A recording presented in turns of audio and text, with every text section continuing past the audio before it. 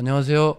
농담진담 오늘 37번째 이야기 시작하겠습니다. 오늘 이야기할 것은 농사 기술에 대한 건데요. 제목이 유기농업을 위한 포도 병해충 관리. 이야기해 주실 분, 모신 분은 두 번째 출연이시죠? 네. 예.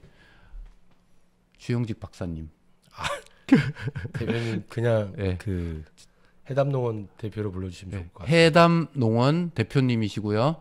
저는 박사님으로 부르고 있습니다. 뭐 자기는 박사 아니라고 자꾸 그러면 안 된다는데 제가 볼 땐 박사님이에요. 그래서 전 주 박사님으로 부르겠습니다.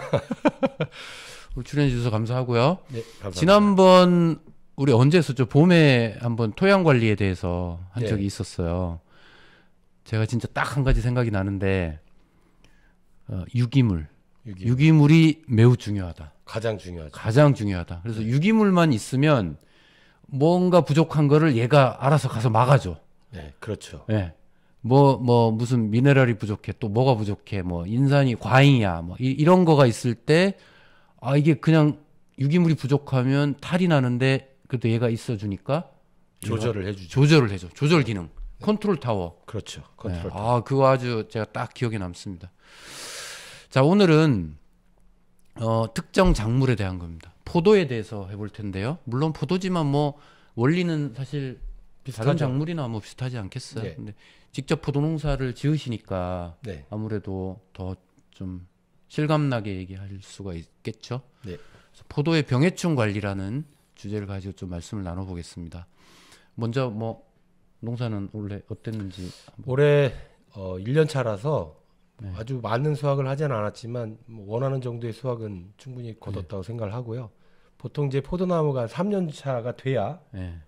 정상 수확을 아. 이제 한다 이렇게 봅니다. 네. 근데 1년 차라고 하면 이거 들으시는 분들이 진짜 농사 1년 차인 줄 알고 그러시겠어요. 포도농사 그동안 쭉 해오셨잖아요. 예, 쭉 하다가 네. 잠깐 품목을 좀 바꿨었습니다. 토마토 한 2년 하다가 다시 예. 포도로 전환을 다시 했고요. 포도로 돌아온 겁니까? 포도가 더 낫다고 생각해서 훨씬 매력적이죠. 매력적이에요. 네, 매력이 알겠습니다. 있습니다. 예.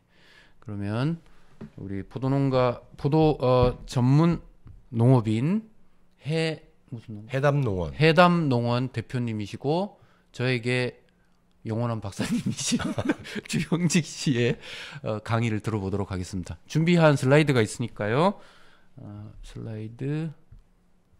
자, 오케이. 자, 이제 한번 보면서 할까요? 네. 오늘 주로 이야기할 거는 우리 이제 포도밭에 발생하는 곰팡이 병하고 해충들에 대한 이야기를 주로 해서 1시간 정도 간략하게 좀 이야기를 나눠볼까 합니다. 병과 해충 둘 다 하시는 거죠. 네. 그 중에서 이제 원래 병원체라고 하면 우리가 이제 곰팡이병이나 세균병, 바이러스병 이렇게 이야기를 좀 해볼 수가 있는데 대체로 곰팡이병이 좀 많이 발생되는 상황입니다. 그래서 이 곰팡이에 대한 이야기를 좀 자세히 나눠보고 그 다음에 해충에 대한 부분으로 넘어가도록 하겠습니다. 네. 우리가 곰팡이라고 하면 눈으로 볼 수 있을까요, 없을까요? 눈으로 볼 수 있죠. 예, 있어요. 네, 네. 맞아요. 빵에 이렇게 맞아요. 오래되면 생기잖아요. 빵이나 아니면 이제 장마철에 벽지나 이런 데 보면 곰팡이들이 피는 걸 볼 수 있고요. 이 병원체들 중에서는 사이즈가 가장 큰 그 병원체라 곰팡이는 이제 현미경으로 봤을 때 약 100배 정도만 이렇게 확대를 해도 포자의 모양이나 균사의 형태들을 확인을 할 수 있습니다. 눈이 아주 좋으면 맨눈으로도 보는 사람이 있겠네요. 맨눈으로는 보는데 형태를 구분하기까지는 어렵고요. 네. 왜냐하면 이제 이 사이즈 포자 사이즈 자체가 이제 그 마이크로미터 단위로 가기 때문에 마이크로미터. 예, 우리 눈으로 그거를 이제 해상도가 낮아서 눈은 굳이 그거 뭐 쳐다볼 네 필요는 필요는 없으니까. 없지만 이제 우리는 현장에서든 뭐 이제 병을 공부하는 사람이든 네. 이 곰팡이 분류를 좀 해야 될 그런 상황에 이제 처하게 되면 형태를 확인하는 것이 일차적인 부분이라 현미경으로 관찰을 좀 합니다. 그 우리 밭에 가면 곰팡이병들이 많이 이제 그 작기 중에 발생을 하는데 제가 질문 하나 드리면 어디서부터 이 곰팡이가 시작이 될까요? 어디서부터요? 그러니까 어디에 있었을까요, 얘들이? 갑자기 생겼는데 얘가 어디 있다 왔을까? 그렇죠. 공기 중에? 그렇죠. 공기 중에 예. 공기 중에만 계속 떠돌아다니면 얘들은 그 공기 중에서 증식을 할 수 있을까요? 없죠. 없죠. 그러면 공기 중에 떠다니기 전에 네. 분명히 어딘가에 있었을 거예요. 그죠? 어디에서부터? 습기가 많은 곳에 있을 것 같은데요? 그렇죠. 기본적으로 습기가 많은 곳에 있는 건 맞아요. 네. 그건 이제 그런 환경적인 조건을 이야기하는 거고 얘들이 숨어 있는 우리는 밤에 집에 가서 잠을 자죠. 그죠? 네. 그리고 밥을 먹고 생활을 하죠. 네. 그러다가 밖으로 나오겠죠. 그러니까 이 곰팡이들도 마찬가지로 서식지, 서식처, 은신처 네. 시작점이 어디서부터 비롯될까요? 글쎄요. 흙인가? 아니면 음식물, 뭐 유기물? 그렇죠. 뭐 대체로 그런 거예요. 우리 주변에 있는 그리고 우리 작물들 같은 경우는 이제 밭이 되겠죠. 밭, 토양, 토양 그리고 토양에 이제 자리 잡고 살고 있는 우리 작물 이외의 풀들, 그죠? 네, 풀 이런 곳에 사실은 서식을 하고 있고 거기서 1차적으로 그 포자를 만들 수 있는 증식할 수 있는 여건이 되었을 때 포자를 만들어서 우리 작물로 옮겨오는 그때는 이제 공기 중에 떠다닐 수 있겠죠. 그 자연 생태계에 그냥 원래 있는 존재하는 거죠. 네. 네, 그래서 토양이나 원래는 이제 병들었던 그 작물의 조직이나 뭐 열매가 됐든 잎이 됐든 줄기가 됐든 이런 데 있다가 이듬해 이제 작기가 시작되면서 온도와 습도가 맞았을 때 거기서 이제 그 포자를 만들어서 대기 중에 날리거나 뭐 이러한 방법을 통해서 우리 작물로 옮겨갑니다. 네. 이 곰팡이들은 번식체라고 할 수 있는 그 기관이 사실은 균사하고 포자로 이야기를 합니다. 그래서 자기들이 그 먹이로 삼는 우리 작물만 먹이로 삼지는 않습니다. 네. 네. 다른 그 일반 풀들 주변에 있는 풀들 또는 그 산기슭 뭐 산속도 되겠고 이런 데에 있다가 자기들이 그 기주로 해서 살아나갈 수 있는 풀이 있다면 거기서부터 이제 발원을 시작을 하겠죠. 물론 우리 밭 토양에서부터도 나올 수 있고요. 네, 지난해의 어떤 잔사물들 그런 이야기들은 이제 이따가 사진으로 보여드릴 아무튼 뭐 요약하자면 그냥 흔히 있다. 그렇죠. 뭐 우리 이렇게 주변에 보면, 이렇게 보면 되겠죠. 맞아요. 지금 이 공간에도 네. 사실 곰팡이 포자나 이런 것들이 날아다니고 있어요. 있는데 이제 이게 조건에 맞아야 그렇죠. 얘가 이제 번식하고 눈에 띄게 그렇죠. 성장을 하는데 지금 그런 조건이 아니니까 아니죠. 보이지 네. 않을 뿐인 거죠. 네. 그리고 여기 뭐 작물이 없고 첫째로 그렇죠. 그죠? 네. 얘들이 이제 먹이로 삼는 작물이 없기 때문에 여기 이제 뭐 포자 상태로 외부로부터 날아 들어왔을 가능성은 높고 하여튼 그런 상황입니다. 네. 참고로 여기는 지금 우리 교육장입니다. 그러니까 당연히 아무 식물이 없습니다. 그죠? 네. 네. 자, 그러면 이제 다음으로 이제 곤충 쪽을 좀 살펴보도록 하겠습니다. 잠깐만요. 예, 이거 넘어가고 이전 앞으로. 여기네. 네. 오케이. 그 우리 작물의 발생에서 이제 피해를 주는 이 그 곤충, 이제 곤충은 해충을 포괄하기 때문에 이제 곤충이라고도 표현을 하는데 이 해충들 또한 비슷해요. 네. 우리 작물이 심겨져 있는 그 주변, 물론 이제 더 외부로 보면 이제 뭐 산이 됐든 그 들판이 됐든 주변에 뭐 잡초나 이런 데서 이제 서식을 하다가 있겠죠. 예, 하다가 뭐 이제 알 상태로 뭐 그 있는 경우도 있고요. 또는 뭐 성충태로 있다가 작기가 이제 시작되면 월동에서 깨어나서 또는 알에서 부화돼서 우리 작물로 넘어옵니다. 네. 근데 이 해충들 같은 경우는 그러니까 출현했다고 하는 시점이 이제 화면에서 보시는 것처럼 4억 2천만 년 전에 날개가 없는 이제 그 곤충들이 먼저 출현을 했어요. 그리고 그때 고생대고요. 고생대. 그렇죠. 그리고 그 고생대 이제 석탄기에 접어들면서 오늘날에 있는 이제 해충들의 그 원형이 되겠죠. 조상들. 이때는 이제 날개가 있는 엄청 컸다고 그러던데요. 잠자리가 진짜 그렇죠. 막 사람만 한 개 예, 날아다니고 그랬다는. 우리도 이제 초등학교 다닐 때 이제 그런 곤충이나 공룡의 역사 이런 걸 보면서 그런 이제 해충들이 되게 거대했고 컸다라고 이제 그 많이 배웠는데요. 실제로 저도 그때 안 살아봐서 모르겠는데 그랬다고 합니다. 근데 이제 얘들이 이 해충들이 그 빙하기라는 걸 거치고 그 혹독한 시련들 거치면서 지금까지 이제 현재까지 진화의 과정 속에서 이제 사람과 같이 살고 있는데 우리 인류는 지금으로부터 6,500만 년 전 요때 신생대거든요. 요때 이제 인류의 그 조상들이 이제 나왔다고 얘기를 하죠. 예. 한참 해충으로 봤을 때는 한참 후배예요. 후배네. 사람이 후배죠. 예. 근데 이제 혹독한 환경을 견디면서 지금까지 올 수 있었던 것 중에 가장 큰 이제 특징이라고 할 수 있는 게 뭐냐면 우리가 이제 맹추위가 오면 이 벌레들 많이 얼어 죽겠다 이런 이제 생각들을 많이 하시는데 그렇죠. 실제로 그렇지는 않습니다. 이 해충들은 환경 변화에 상당히 민감하게 적응을 해요. 그래서 추위가 닥쳐오면 몸에서 이제 부동액을 만들어냅니다. 그래서 냉장고에 집어넣었다가 꺼내도 살아 있어요. 얼지 않아요? 예. 실제로 이제 그 학교 다닐 때 제가 표본하는 수업이 있었어요. 그래서 그 표본을 해다가 냉동실에 넣었다가 이제 2, 3일 후에 가서 표본하려고 보면 꺼내 놓으면 움직이기 시작하는 녀석들이 있더라고요. 특히 이제 나방 성체들 같은 경우도 그렇고.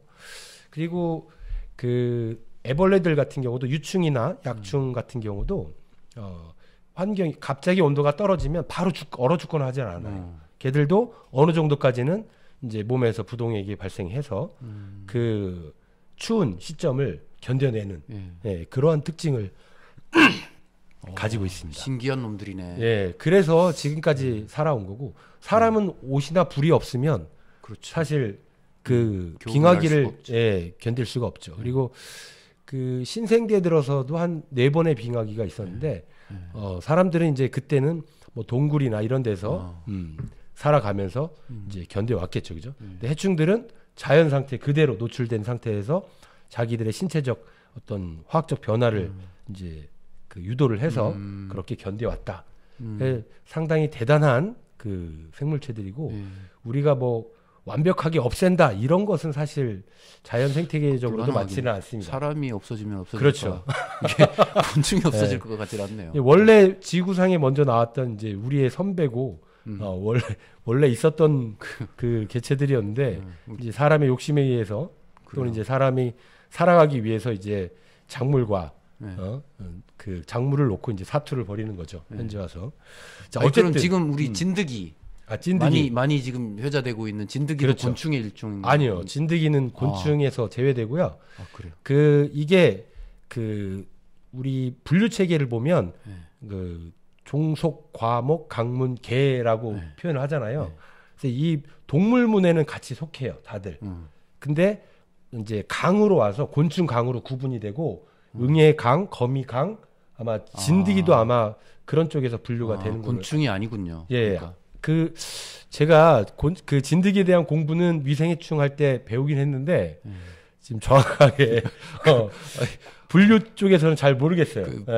어쨌든 아니 지금 우리는 뭐 분류보다 지금 좀 공포스러워서 그렇죠. 어떻게 나타나면 어떻게 해야 되나 이게 만약에 포도를 가야 한다고 했으면 제가 좀 더 공부를 했을 텐데 알겠습니다. 네, 일단 넘어가시죠. 그 부분은 넘어가도록 하고요.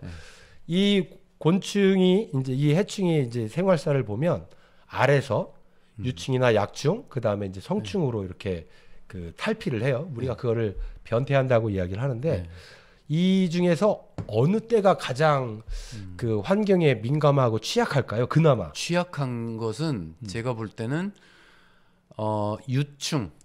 네. 그렇죠. 네. 대부분 그래요. 유충이나 약충일 때가 가장 약하다라고 볼 수 있고요. 그럴 것 같아요. 일단 운동성도 떨어지고, 그 다음에 약제에 대한 민감도, 그 다음에 이제 주변 환경에 대한 민감도에 해충도 잡아먹기 편하잖아요. 속도가 느리고 하니 그리고 또 그렇죠. 말랑말랑하니까 그렇죠. 먹기도 좋고 맞아요. 그런 상태라 그때가 우리가 이제 약충이나 유충을 보면서 방제를 하는 포인트가 되고요. 물론 이제 성충이 되더라도 약한 상태에 있는 그 해충들이 많아요. 많은데 오늘 이제 소개해 드릴 거고요. 그런 부분들은. 근데 어쨌든 성충은 이동성이 빠른 부분이 있기 때문에 그나마 이제 약제에 대한 회피라든가 불리한 환경을 벗어날 수 있는 그런 이제 능력은 가지고 있죠. 그래서 성충보다는 약충이 좀 약하고. 방제를 한다면 유충 때 해야겠네요. 보통은 유충이나 약충.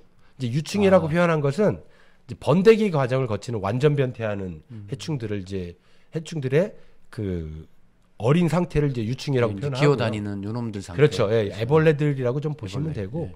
이제 약충은 같은 개념이긴 하지만 번데기를 거치지 않고 이제 탈피 과정만 거쳐서 성충으로 가는 그런 해충들을 약충으로 표현하기도 합니다. 네. 그 어쨌든 알 상태는 사실 좀 강한 환경 적응에 좀 강하고요. 유충이나 약충이 좀 약하고 성충이 좀 더 유충이나 약충보다는 강한 환경에 강한 이런 상태라고 보시면 되고 전반적으로 봤을 때에는 발생 초기, 그러니까 알에서 막 부화했을 때부터가 우리가 방제에 그 초점이 된다. 그 시점이 그렇게 좀 이해하시면 좋을 것 같습니다. 그리고 이제 곰팡이 쪽하고는 다르게 이 해충들은 건조한 조건을 되게 좋아해요. 아, 그래요? 그래서 사막화된 기후나 이런 데에서 이제 농사 지을 때 보면 병에 의한 것보다는 충 피해가 훨씬 더 많아요. 네. 그래서 이제 가끔 뉴스 보면 이제 그 아프리카 그 사막 지역에 메뚜기. 네, 그럴 수 있죠. 네, 대발생을 하죠. 우리나라 같은 경우도 산림해충이나 농림해충으로 이렇게 그 구분돼서 대발생하는 경우가 주로 있긴 있어요. 이제 그때가 좀 건조한 시점, 이런 때 좀 많이 발생을 해서 문제를 일으키는데 그 이유는 좀 단순하게 볼 수 있어요.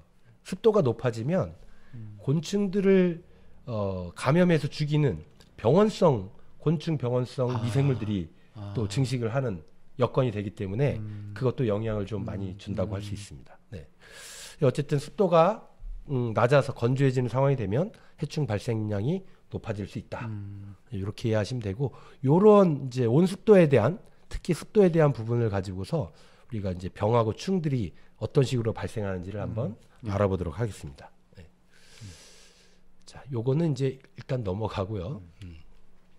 먼저 이제 병 쪽을 좀 살펴보면 제가 좀 약간 극단적으로 구분을 하긴 했습니다. 이제 온도와 습도를 고온 건조, 고온 다습, 저온 다습, 저온 건조. 예, 요 조건으로 좀 해서 어떤 병들이 많이 나올까 이 포도에서 요걸 좀 살펴보면 그 대각선으로 고온 건조랑 저온 건조에서 온도에 상관없이 건조라는 조건에서 발생되는 병이 요거죠. 그렇죠. 네, 그게 이제 흰가루병인데 상대적으로 건조한 조건을 좋아하는 게 흰가루병이에요. 그래서 상대 습도가 그러니까 우리 대기 중에 습도가 50에서 70% 정도 됐을 때 요때 그 흰가루병이 발생률이 높아져요.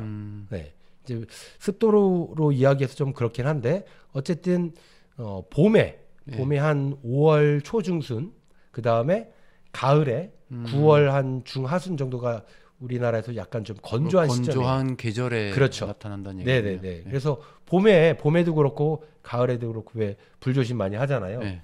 요 시점들이 흰가루병들이 발생할 수 근데 있는 이제 시점이다. 아까 그 습도가 50에서 70이라고 했는데 그때가 건조한 그렇죠. 그 습도가 건조에 건조한 해당하는 그렇죠. 습도입니까? 그러니까 미생물 이제 곰팡이로 봤을 때 상대적으로 건조한 시점이다라고 말씀드린 거죠. 상대적으로. 상대 건조도인가? 그렇죠. 왜냐하면 모르겠네. 아니 그게 이제 어렵게 생각할 게 아니라 저 반대 대각선의 고온 다습, 저온 다습 조건을 보면 걔들은 8, 90% 정도가 되면 발병률이 높아져요. 그래서 흰가루라고 하는 이 곰팡이가 다른 곰팡이들에 비해서 상대적으로 건조한 조건이다라고 말씀드린 거예요. 얘네들에 비해서 그렇죠. 그러니까 고온 다습에 해당하는 저온 다습에 해당하는 경우는 8, 90% 뭐 그 이상을 그건 진짜 다습한 거고 그렇죠, 얘네들에 비해서 조금 더 건조한 네. 상태 50에서 70에 그렇죠. 해당하는 그 경우에는 흰가루병 조심해야 된다. 네네네. 그래서 요거를 이제 포장 상태에서 이제 말씀을 한번 드릴게요. 이제 캠벨은 많이 보셨죠? 네, 많이 보편화돼 있고, 먹어봤죠. 네, 맛있죠. 저도 이제 캠벨을 좀 오랫동안 키워봤는데, 저 사진 위쪽 두 열매가 달려 있는 포장 사진을 보면 좀 바닥이 좀 달라요. 상태가 그죠? 네. 어떤 상태로 보이죠? 좌측은 지금 풀이 있고, 그렇죠. 네, 우측은 비닐로 덮어가지고, 그렇죠. 풀이 없어요. 네. 네. 그리고 자세히 보시면 풀을 키우면서 이렇게 포도를 수확하는 저 포장은 이파리들이 많이 떨어져 있어요. 그러네요. 예, 그죠? 그런데 이제 오른쪽 사진을 보면 잎이 잘 붙어 있죠. 그리고 잎 상태도 사실 깨끗해요. 이게 화면으로 잘 보일지 모르겠는데 여기 보시면 이렇게 이파리에 이제 검티티한 점들이 보이죠? 예, 이게 갈반병이라고 하고요.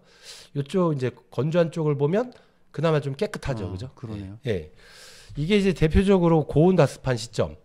착색이 막 시작될 때가 6월 초중순이에요. 예, 근데 중순쯤으로 넘어가면 그때 이제 대기 중에 습도가 높아지기 시작합니다. 자, 그런데 초생 재배를 하다 보면 지속적으로 토양에 있는 물들을 증산을 시키거나 그 위쪽으로 끌어올리기 때문에 상대적으로 습도가 높아져요. 더 높겠네요. 예. 그래서 그런 상황이 되었을 때는 이 갈반병들이 이 포자들이 이제 발화를 되게 잘할 수 있는. 그러니까 습도가 적정 습도가 되면 이 포자가 발화를 해서 그 표피를 뚫고 들어갑니다. 이파리에. 그러므로 인해서 이제 벌어지는 문제가 뭐냐면 우리가 열매 당도를 높이고 성숙을 이렇게 그 정상적으로 하기 위해서는 광합성 작용이 원활해야 되는데 그 모든 게 이제 저 갈반병으로 인해서 광합성 효율도 떨어지고 잎의 기능이 이제 떨어지기 시작하니까 그러다가 종국에는 이제 이파리가 탈락되는. 그래서 하단 오른쪽에 보시면 이제 떨어진 이파리에 그 갈반 점들이 보이죠, 그죠?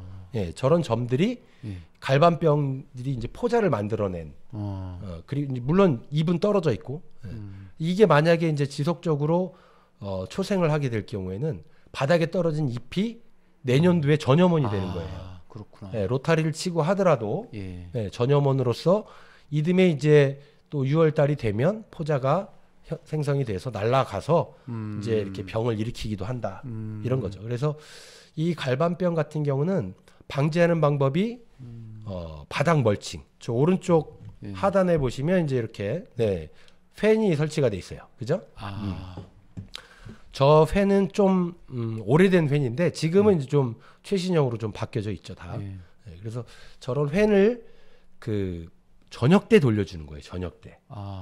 낮에는 환기를 할 수 있기 때문에 팬이 낮에도 물론 이제 돌려주면 좋긴 한데 장마철에는. 근데 어쨌든 습도가 높아지는 시점에 저녁 때 이제 하우스 문들을 다 내린 상태에서 팬을 돌려주고 바닥에는 멀칭을 해놓고 하면 습도가 낮아지니까. 그렇죠. 그리고 습도가 정체되지 않기 때문에 병 발생률을 현저히 떨어뜨립니다. 거의 약제 방제를 하지 않아도 될 수준까지 떨어지기 때문에 이런 게 어떻게 보면 환경 조절을 통한 병 방제입니다. 저런 환풍기는 뭐 크게 시설비가 비싸지도 않고 저 정도면 뭐 요즘에는 저 하나로 하는 게 아니라 밭에 엄청 많이 달려 있어요. 지금 이제 사진상으로는 하나가 보이고 저 뒤에 또 하나가 보이는데 보통 8에서 10m 간격으로 해서 동마다 설치를 해서 바람을 순환시키도록 그러니까 정체되는 구간이 없도록 만들어줍니다. 바람이 아주 세지는 않아요.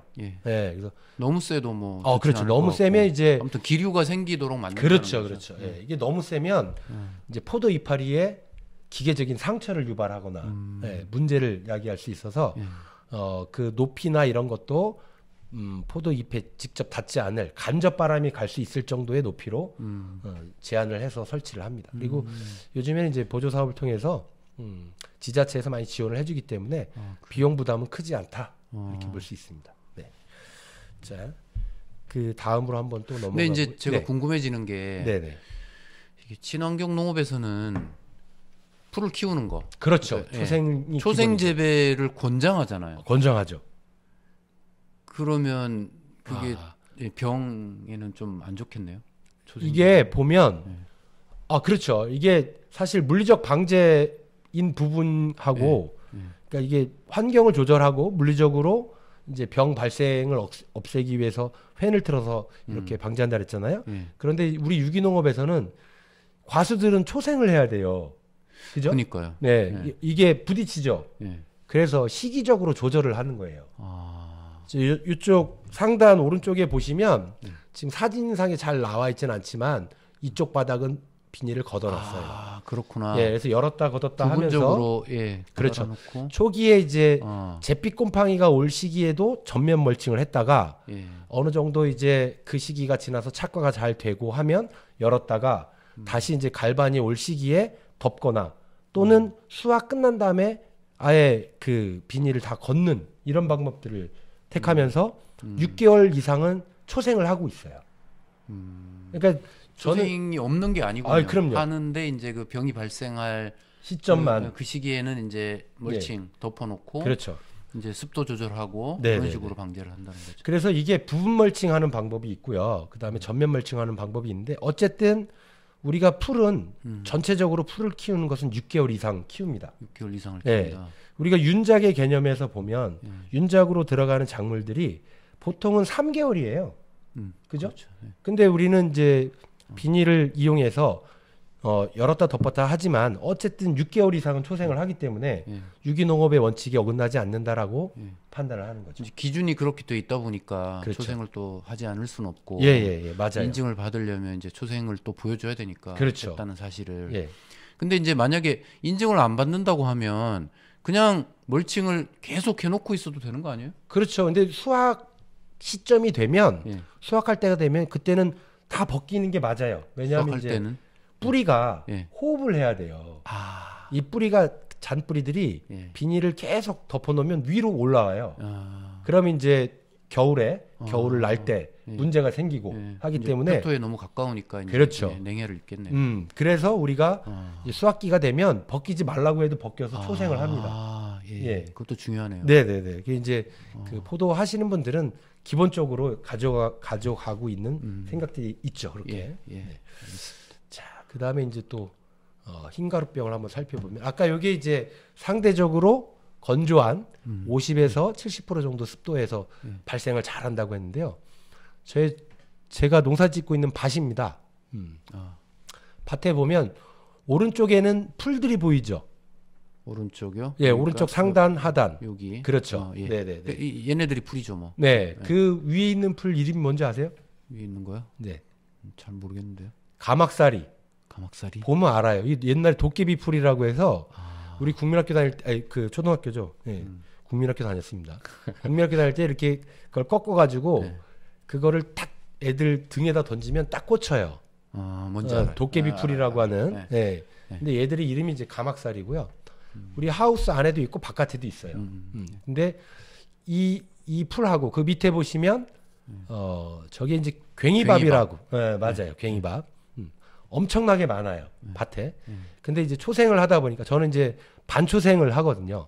그러니까 멀칭을 나무 주변만 일부만 깔고 나머지는 초생을 하는데 5월 초 정도 되면 하우스 밖에 있는 풀들도 그렇고 안에 있는 풀들도 그렇고 흰가루에 감염되는 풀들이 많아요. 네. 그래서 저는 이제 그 시기에는 5월 초에는 우리 포도에는 발생하지 않아요. 풀은 발생하는데 그렇죠. 포도는 괜찮고요. 네네. 그래서 방제 시기를 저 풀들로 예찰을 해요. 왜냐하면 저 환경 조건이 지속화된다고 하면 네. 우리 밭에 작물에도 붙기 올 때가 때문에 됐다, 이제. 그렇죠. 예. 그래서 저걸 이제 예찰 식물이라고 해야 될지 괭이밥. 그렇죠. 괭이밥이나 많아요. 예. 괭이밥, 가막살이, 씨앗동, 소리쟁이, 그 다음에 질경이 그리고 민들레.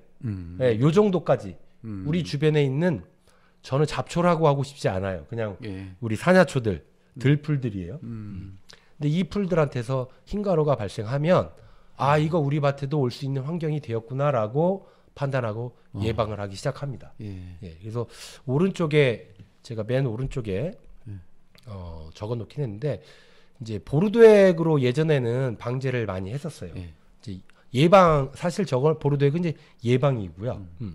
미리 도포해서 그 포자가 앉았을 때 발화하지 못하도록 저거는 이제 보호용 살균제라고 표현합니다. 예. 보르도액 우리 석회 보르도액입니다. 예, 예. 네. 그리고 이제 그 밑에 유황제제는 순수 유황이 한 47% 들어있는 네, 나머지는 이제 다른 부영제들이 들어있는데 그 유황제제를 가지고서 바닥에 살포를 해요. 아, 바닥에다가요? 네, 그러니까 흙, 그렇죠. 그다음에 우리 이제 멀칭돼 있는 저 상태에서 그렇죠, 그냥 그렇죠. 바닥에다 쭉 뿌린다는 얘기예요. 바닥에다가 그 분무기를 이용해서 바닥에 뿌립니다. 이제 왜 그렇게 하냐면 저렇게 왼쪽에 보면 열매가 보이시죠? 예. 이 열매에 왼쪽 흰가루가 음. 이렇게 이제 찍혀 있는 예. 모습인데 예. 좀 있네요. 그렇죠, 흰가루가. 있죠. 예, 예. 이제 후기에 이렇게 관리를 안 했을 때 나타난 그걸 이제 사진을 찍어본 건데 저 상태에다가 예를 들어서 저 유황제제를 살포하면 이 열매에 약해가 발생합니다. 그 열매를 망가뜨려요. 그러면 어떻게 해야 되냐면 저 열매가 알 솟게 하기 전까지는 그대로 뒀다가 예. 약을 못 치고 봉지를 씌워요. 알 솟게 한 다음에. 그때부터는 마음대로 쳐도 상관없습니다. 예, 예, 예. 근데 그 전이 문제인 거죠. 그 전에는 이제 노출돼 있으니까 그렇죠. 약을 뿌리면 예. 약해를 입을 수 있으니까. 그렇죠. 그래서 제가 한번 한 두 동 정도를 망가뜨린 적이 있었어요. 직접 유황제제를 뿌려가지고. 그렇죠. 그때는 이제 포도에 처음 적용할 때라 예. 직접 뿌려서 보니까 이제 포도알이 망가져서 두 동을 다 수확을 포기한 적이 있었는데 그렇게 두 동을 뿌리고 난데 거기 있던 흰가루들은 거의 이제 사멸 단계에 이른 네. 방제가 된. 그래서 이 방법을 좀 바꿔야 되겠다 싶었죠. 그리고 이 황이 이제 햇빛을 딱 맞으면 가스가 발생되면 살균 작용을 일으키거든요. 그러니까 직접 묻어 있어도 되지만 간접적으로도 가능하다. 네, 그래서 그걸 이제 알아내고 나서부터는 초기에 그러면 이제 바닥에만 뿌려도 이제 유황가스가 그렇죠. 올라와서 예, 문제가 맞습니다. 될 테니까. 그렇죠. 예. 그래서 그런 간접 살포 방식으로 해봤고요. 다른 작물에도 적용해 보니까 돼요. 토마토도 되고 그 메론이나 이런 부분도 충분히 가능하고요. 그래서 고온기가 되면 35도 이상 고온기 때는 간접 살포를 권장을 하고요. 직접 살포하지 않고. 예. 그다음에 이제 그런 고온기가 지났을 때는 직접 살포를 해도 상관이 없는. 그때는 이미 이제 봉지 다 그렇죠. 있고 하니까. 네네네. 그래서 이게 사실 그 약해 문제도 있지만 이제 소비자들이 또 그런 생각을 할 수도 있죠. 뭐가 묻어 있으면. 그렇죠. 네. 좋지 좀 않죠. 식품 안전에 뭐 괜찮은 건가 뭐 이럴 수도 있는데 사실 뭐 씻어 먹으면 뭐 큰 문제는 없겠지만 그래도 네. 뭐 이왕이면 뭐 방지 효과도 좋고 네, 또 좋습니다. 약해도 없고 하니까 바닥에 뿌리는 방법이 이거 상당히 획기적인데. 획기적이죠. 네. 제가 저거를 이제 그 바닥에 뿌리는 방법을 시행한 게 거의 한 8년 정도 된 것 같아요. 그래요? 네. 그래서 처음에는 사람들이 잘 안 믿더라고요. 바닥에 약을 뿌리니까. 그렇지. 네, 근데 이제 한두 명씩 이렇게 따라서 하다 보니까 효과가 있다는 걸 된다. 아는 거예요. 된다는 걸 알았고. 예. 그래서 바닥에 뿌리면 잎이나 열매 쪽에 봉지가 씌워져 있는 열매 쪽에 뿌리는 것보다 훨씬 시간이 줄어요. 제가 천평 기준으로 꼼꼼하게 뿌리면 약 2시간 걸리는데 그 바닥에 대충 뿌리면 30분에서 40분 그 사이 걸려요. 예. 효과도 좋고 예. 똑같고. 그래서 그러네요. 같은 방법을 인력 투입도 훨씬 줄어들고 그렇죠. 4분의 1 정도로 줄어드네요. 예, 시간이 줄어드니까. 시간도 예, 줄어들고. 그래서 그렇게 방제를 좀 하고 있고 대신에 이제 바닥에 뿌릴 때는 500배 정도로 살포를 하고 있고요. 이제 잎에 이제 봉지 씌운 이후에 잎에 뿌릴 때는 이제 2000배 연한 농도로. 농도도 이제 예, 2000배에서도 거의 100% 가까이 예. 효과가 나옵니다. 음, 그 뭐 100%라고 하면 안 되겠지만 한 99점 예. 뭐 몇 프로라고 예. 할 수 있을 정도로 효과가 되게 좋은 예. 그런 겁니다. 그러면 지금 이제 여기 풀들 예. 지금 쟤네들 예찰했을 때 이 기미가 보인다. 그때 살포하는 건가요? 그렇죠. 살포 시즌은? 그렇죠. 근데 그때가 개화 때거나 예. 열매가 작게 맺혀 있을 예, 시정이 돼 끝난 시점이라 예. 그 열매 직접 맞으면 문제가 생기기 때문에 그때까지는 바닥에 바닥에다 해. 예. 그리고 나서 알속기 끝나는 시점이 보통 6월 중하순이거든요. 그때부터는 이제 잎에다가도 뿌리기도 하고 그게 바쁠 때는 그냥 바닥에만 뿌려서 그래서 방제 횟수가 많아야 그러니까 그 한 5번 6번 바닥에 뿌리는 횟수가 근데 그만큼 시간이 되게 줄어드니까 그렇죠. 힘도 덜 들고 그래서 많이 활용하고 있는 상황입니다. 알겠습니다. 유황 제제 저 약재는 어떻게 구할 수 있어요? 저거는 이제 흑살림에서 판매를 하고 있는데 주식회사 흑살림. 예. 제가 이제 귀농하기 마지막 연차에 개발을 끝내놓고 왔습니다. 아, 근데 거기 예. 다니실 때. 그렇죠. 예. 지금도 저도 지금 이제 많이 쓰는 자재 중에 하나고 네. 알겠습니다. 효과는 좋습니다. 네, 좋습니다. 예. 다음으로 좀 예. 넘어가 보면 이게 이제 꼭지마름병이라는 건데 이 꼭지마름병은 거의 수학기에 접어들었을 때 많이 발생을 해요. 이 발생 조건을 보면 이것도 고온다습한 조건. 그래서 얘들은 사실 너무 늦게 발병을 하기 때문에 방지할 수 있는 약들이 거의 없어요. 없다시피 한데 이제 언제 이제 방지 포인트를 잡냐면 그 알속기 끝나고 알속기 하기 전에 이제 수정 끝났을 때 요때 보르도액을 저 열매 알이 아주 작을 때라 보르도액을 저 지경에 과경에 맞도록 충분히 직접 그렇죠. 약해가 없어요 보르도액은. 예. 그래서 그 뭐 전 세계적으로 다 쓰고 있는 그렇죠. 약재니까 유기농에서 그렇죠. 그래서 그때 이제 수정 직후에 보르도액으로 도포를 해주고 그 다음에 이제 알속기하고 봉지 싸고 난 다음에는 공기 순환팬을 통해서 그 시설 내 습도를 낮춰주는. 근데 이제 비가 많은 해에는 발생량이 현저하게 높아요. 습도가 높아지기 때문에. 그래서 최대한 팬을 좀 이용해서 습도를 낮춰서 그 방제하는 쪽으로 하고 있습니다. 네. 이거는 뭐 유럽종 할 것 없이 저 캠벨이나 이제 그 구미종이나 뭐 유럽종 할 것 없이 다 발생하기 때문에 습도 조절이 가장 관건이다. 하여간 습도가 제일 중요하네요. 아, 그럼요. 그러니까 이제 발생 조건이니까. 그렇죠. 그 곰팡이가 활동하는 조건이니까. 네네. 그래서 조합원들 소비자들이 이제 포도를 받았을 때 알이 막 쏟아지는 경우들이 생겨요. 근데 있어요. 그게 이제 우리가 포장할 때는 잘 안 떨어지고 우리가 아주 아기 다루듯이 다루거든요. 근데 유통 과정을 보면 온습도가 높아져요. 전체적으로. 그렇죠. 그러다 보니까 하고 나서 그렇죠. 그 이동 간에 그러다 보니까 거기서 이제 발병이 더 심하게 나오는 경우도 있다. 이런 부분들은 참 저희도 해석하지만 환불해달라고 막 또 그렇죠. 해줘야죠. 할 거 아니에요. 그럴 때는 이제 대부분 농부님들이 다 이걸 감수를 해야죠. 하는 거예요. 그러니까 약이 먹어도 될 것 같아. 저는 먹거든요. 그냥 이게 떨어지면 오히려 먹기도 편해요. 이게 떨어져 있으니까 주워 먹으면 되니까. 그렇죠. 그러니까 저 위에 두 그 사진 매달려 있는 애들은 거의 폐기되는 수준이고 저렇지 않은 좀 상품성이 있는 애들이 이제 운송 과정에서 그렇게 이제 알이 떨어지는 썩을 정도까지 가지는 않아요. 그렇겠죠. 이제 선별을 하기 때문에. 근데 유통 과정에서 이제 많이 발생이 됩니다. 그래서 좀 근데 이제 아까 이 꼭지 마름병은 나중에 생긴다 그랬잖아요. 그렇죠. 수확기가 됐을 때. 근데 거의. 이제 약재 살포는 아까 그 못하죠. 시점이 그때는 이제 사실 다 봉지도 다 돼 있고 그렇죠, 하니까 그렇죠. 봄에 뿌린다고 하셨어요. 봄에만 예방적으로. 봄에만 예방적으로 하는 거다. 네네네. 저걸 직접 살균할 수 있는 방법은 없어요. 우리 발생했을 때 하는 거가 아니라 이제 그렇죠. 미리 봄에 예방적으로 하는 거죠. 그렇게 해 놓으면 그나마 이제 발생률이 좀 떨어질 수 있으니까 그 정도 선에서 저희가 방지 작업을 하고 있습니다. 자, 다음은 이제 잿빛곰팡이인데요. 많이 들어봤는데. 잿빛곰팡이는 이 잿빛곰팡이도 다양한 작물에 발생을 합니다. 흰가루도 그렇지만 이 잿빛곰팡이 같은 경우는 이제 봄하고 이제 장마기 때, 요때 이제 봄에는 주로 이제 개화가 막 시작될 무렵에 온도가 시설 내 온도가 이제 제가 하고 있는 이제 방법은 무가온이다 보니까 일교차가 엄청 심해요. 봄에 이제 개화 때. 그리고 꼭 그때 되면 비가 또 와요.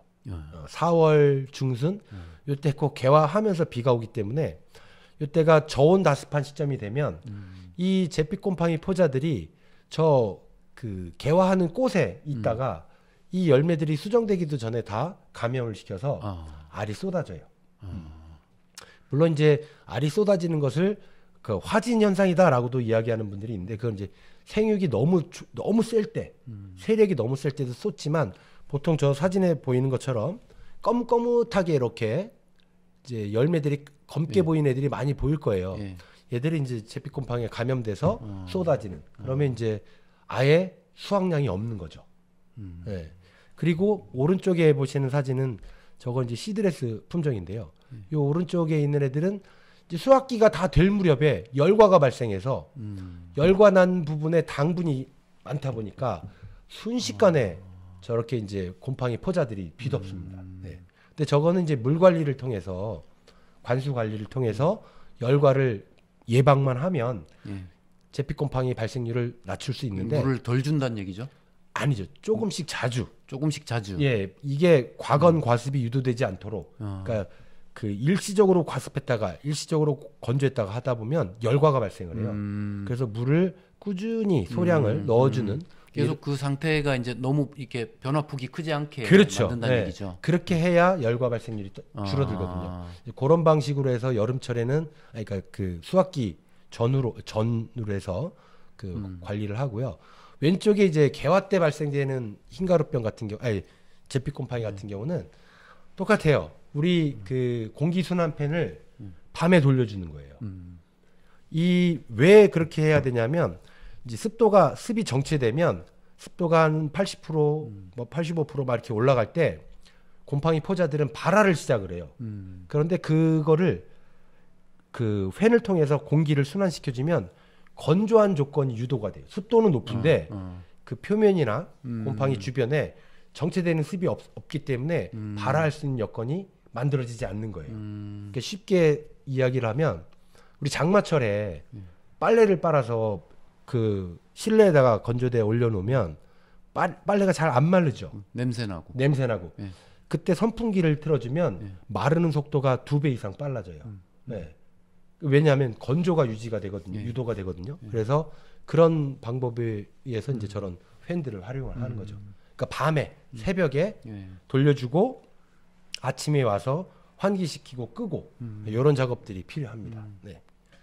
자, 그렇게 해주면 이제 제피 곰팡이를 좀 막을 수 있고요. 네. 자, 다음은 이제 포도 녹균병인데요. 녹균병. 원래 보르도액이 사용됐던 그 병이 이 녹균병이에요. 여기 보시면 잎에 이제 하얗게 흰가루처럼 보이지만 잎 아랫면에 형성되고요. 열매에도 이렇게 발생을 합니다. 네. 이제 이슬 노자를 쓰죠. 네. 저 노자가. 네. 그래서 이제 이슬이 맺히는 것처럼 보인다 해서 녹균병인데 저것도 저온다습한 그 시기 그리고 일교차가 심할 때 발생률이 높아요. 그래서 봄 가을에 발생을 합니다. 근데 이제 봄에는 우리가 개화 전에 보르도액을 살포하면 저거는 이제 막을 수 있고요. 그다음에 또 하나는 펜을 사용해도 막을 수 있어요. 그래서 제가 이제 재배하고 있는 포장에서는 저거는 우리 밭은 아니고요. 다른 밭인데 저렇게 이제 녹균병 발생률이 현저히 떨어져요. 펜을 주로 많이 사용하기 때문에. 그리고 또 이제 너무 잎이 커지거나 무성해져서 그 잎들끼리 막 겹치거나 또 가지가 너무 이렇게 어우러지는 상황이 되면 이제 공기 순환이 잘 안 되기 때문에도 발생이 심합니다. 효과가 떨어지겠죠. 그렇죠. 그래서 그런 조건을 피해 주시면 되는 거예요. 그래서 잎은 작게 만들어 놓고 너무 크지 않게 그거는 이제 재배적인 측면에서 재배 요령 할 수 있고요. 이제 온도를 조금 그 열리는 온도 하우스 문이 열리는 온도를 약간만 낮게 설정을 해놓고 이제 그렇게 하면 초기에 마디가 짧아지면서 이파리 커지는 거를 좀 막아요. 근데 이제 온도를 너무 높게 설정해 놓으면 이제 경쟁적으로 마디가 막 길어지면서 잎이 성장하니까 잎이 커지면서 광합성 효율이 떨어져요. 일단 오늘은 병에 집중을 하죠. 그래요. 그래서 얘기가 너무 많아질 것 같아요. 지금 시간이 많이 지났어요. 많이 재밌어가지고 저도 이렇게 지난 줄 몰랐는데. 그래서 어쨌든 일교차 심할 때 이럴 때는 보르도액을 좀 살포를 하시면 되고 펜을 쓰시면 방제를 할 수 있다 이렇게 보시면 됩니다. 자, 다음은 이제 탄저병인데요. 사실 탄저병은 시설에서는 발병률이 거의 떨어져요. 잘 발생을 안 해요.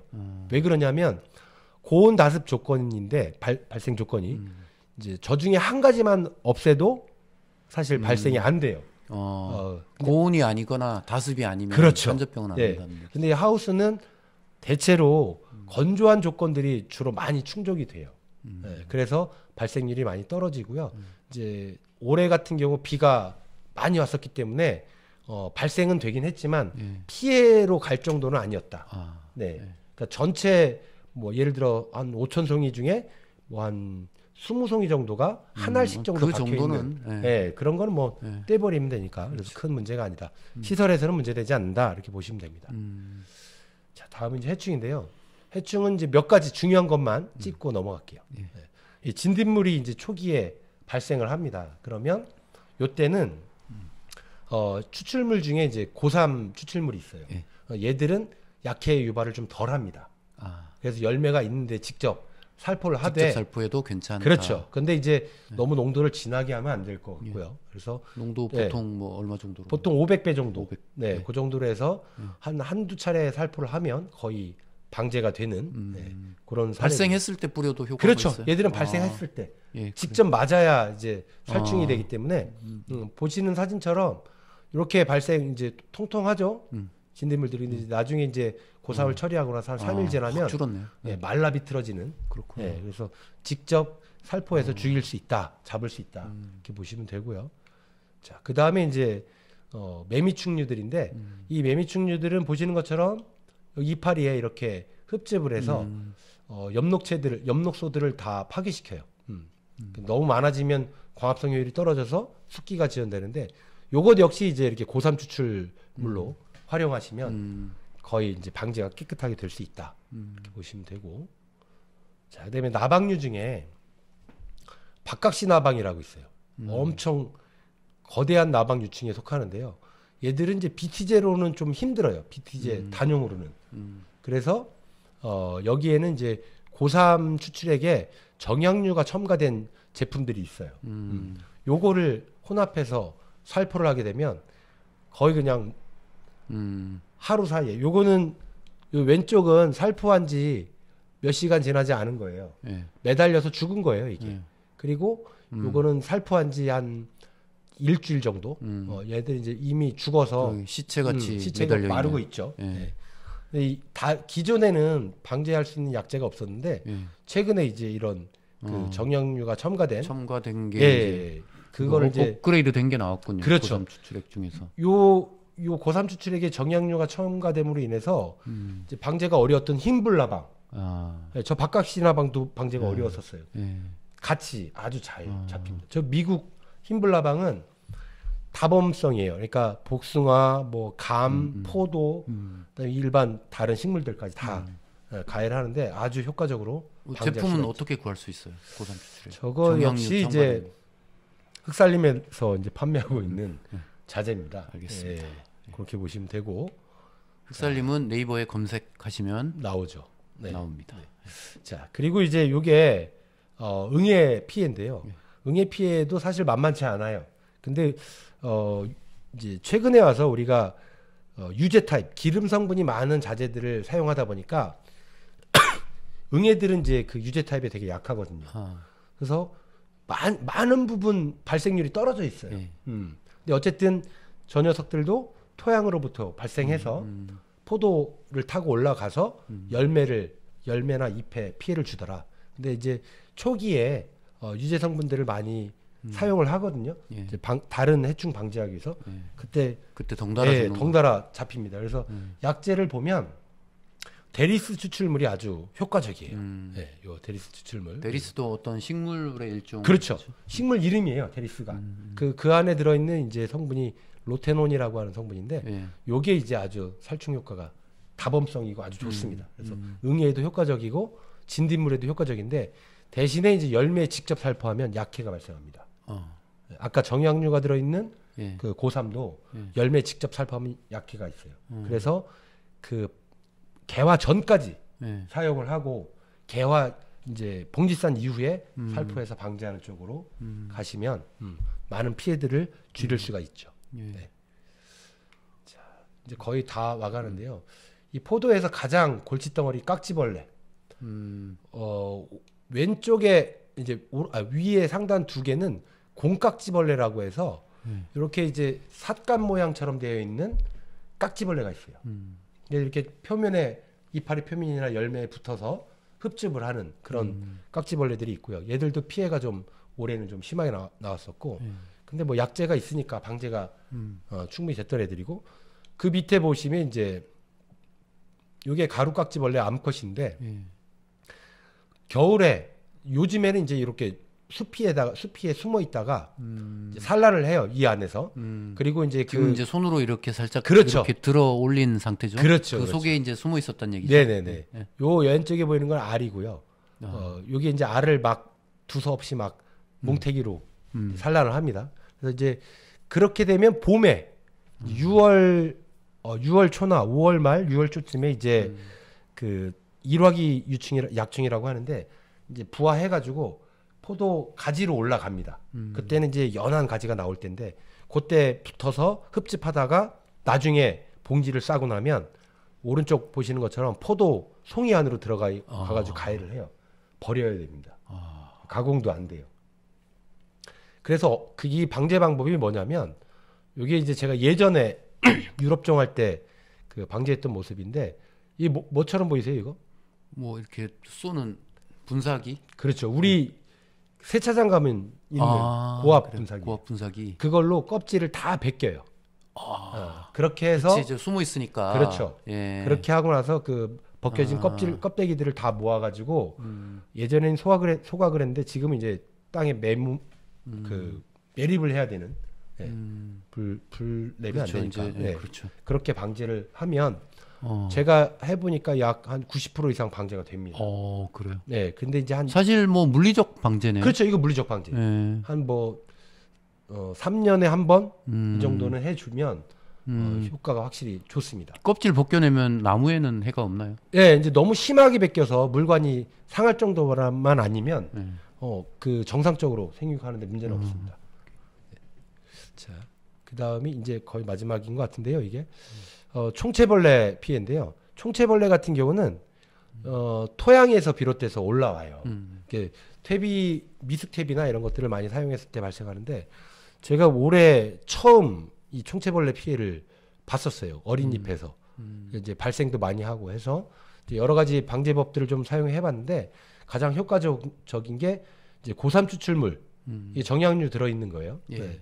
이거하고 데리스 추출물을 혼합해서 살포를 하고 그 다음에 이제 미생물 제제 중에 이자리아라고 하는 균이 있어요. 예. 네, 이게 이제 성체들을 감염하는데 뭐 진딧물이나 온실가루이 그다음에 저는 총체까지도 감염해서 죽게 하는 토양에 입제로 살포를 하고 지상부에는 데리스나 고삼을 활용해서 직접 살충하는. 그래서 이제 초기 방제가 중요하기 때문에 개화 전까지 이제 한 5차례 정도 방제를 했어요. 그래서 거의 나중에 이제 피해를 보지 않았던. 바닥에도 뿌려주고. 그렇죠. 이게 바닥에 뿌려서 입제도 있고 뭐 액제도 있고 그런 거고요. 그렇죠, 그렇죠. 네. 요거를 바닥에 뿌려가지고 살충한 모습이고 시체네요. 그렇죠. 예. 이게 이제 원래 그 동영상까지 있었는데 그거는 이제 제가 요번에는 첨가하지 않았는데 바글바글하게 돌아다닙니다. 그래서 토양에서 살포하고 그 다음에 이제 지상부에 살포해서 방지했던. 네. 뭐 지금까지 이제 여러 병해충들을 알아봤는데요. 주로 많이 발생해서 문제를 일으키는 그 핵심적인 병해충들이고 이 이외에도 많이 있긴 있습니다. 근데 방지하기가 어려운 부분도 있고 그래서 그런 것들은 이제 제외를 했고요.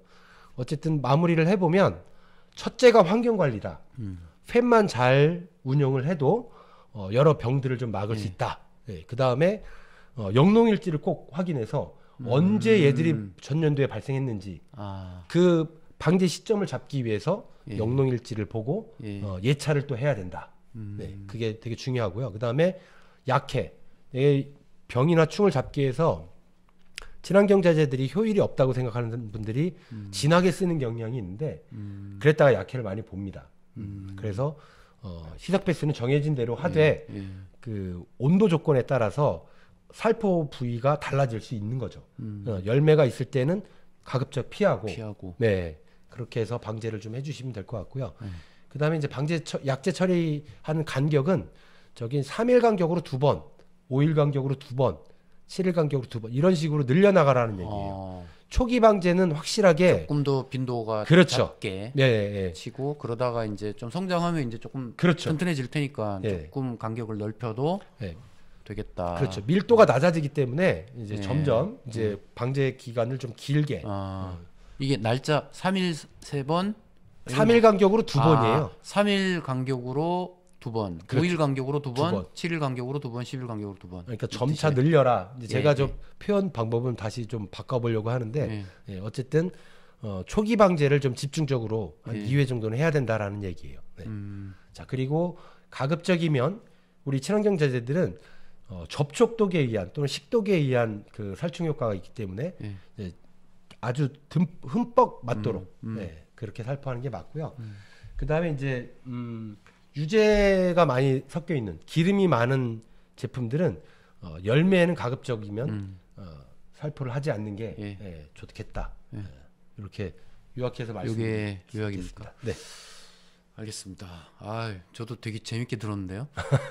포도농사 안 짓지만 그래도 재밌었고 제일 중요한 게 일단 그 환경 관리인 것 같아요. 그렇죠. 팬 설치하는 거 네. 그거 좀 적극적으로 생각해 봐야 될 것 같고 또 네. 지자체에서 지원해 주는 곳도 있다고 하니까 예, 예. 적극적으로 알아보셔야겠는데요. 그 다음에 이제 몇 가지 약재만 잘 활용하면 그렇죠. 대체로 우리 병과 충은 좀 그래도 어느 정도 컨트롤 할 수 있을 것 같습니다. 근데 네. 병은 아까 한 2개 정도 자재가 나왔던 것 같아요. 보르도액하고 예. 그다음에 유황제 예, 예, 네, 맞습니다. 이런 거고 그다음에 충은 보니까 뭐였더라 그 고삼 그렇죠. 추출액하고 그다음 데리스. 데리스 추출액 요 정도 그다음에 이제 뭐 미생물 제제 몇 가지 예, 이렇게 예. 하면은 오늘 소개한 병과 충에 대해서는 어느 정도 좀 억제가 될 것 같습니다. 아무튼 재밌는 강의 감사드리고요. 제가 궁금한 점이 생겼는데 네. 지금 보여주신 사례들은 시설 재배잖아요. 그렇죠. 사실 포도가 거의 지금은 시설 재배죠. 시설로- 노지하는 곳이 거의 없죠 지금. 거의 없어져 가고 있고요. 네.